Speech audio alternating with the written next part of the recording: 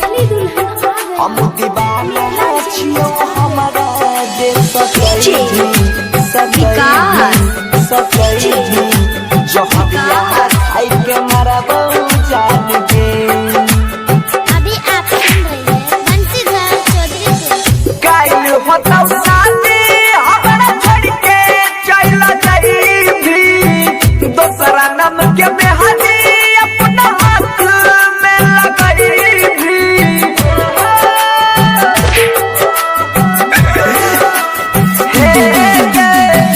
काइल होता शादी हमरा छोड़ के चल जाई भी दोसरा नाम के मेहंदी अपना हाथ में लगाई भी।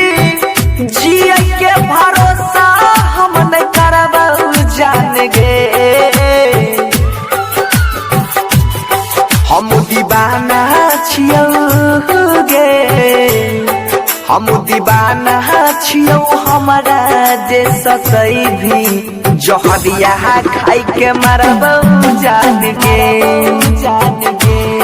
हम दीवाना छियौ हमारा जे सकई भी जहर खाई के मरबौ जान गे।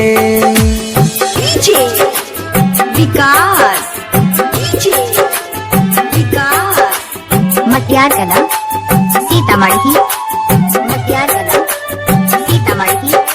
ए DJ Satyam I love you. हाँ किस्मत में हमारा लिखल रही न जान गे। झूठे हमर सपना झूठे सजल यार मान गे। हाँ किस्मत में हमारा लिखल रही न जान गे। झूठे हमर सपना झूठे सजल यार मान गे। कोड़ी के गजदारी मैना गेले मान गे। कहरी हो जान मानरी हो भगवान गे। खून के आंसू आँखी में रगड़बहु जान गे। हम दीवाना छियौ गे हम दीवाना छियौ हमारा जे सकई भी जहरिया खाई के मारबहु जान गे। हम दीवाना छियौ हमारा जे सकई भी जहर खाई के मारबहु जान गे।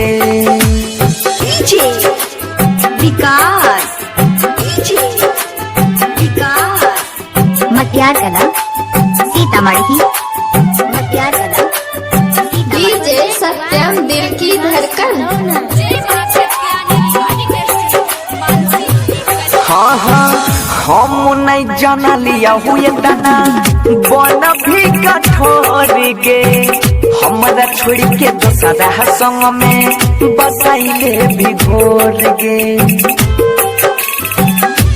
हाँ हम नहीं जाना लिया हुए दाना बन भी कठोर गे।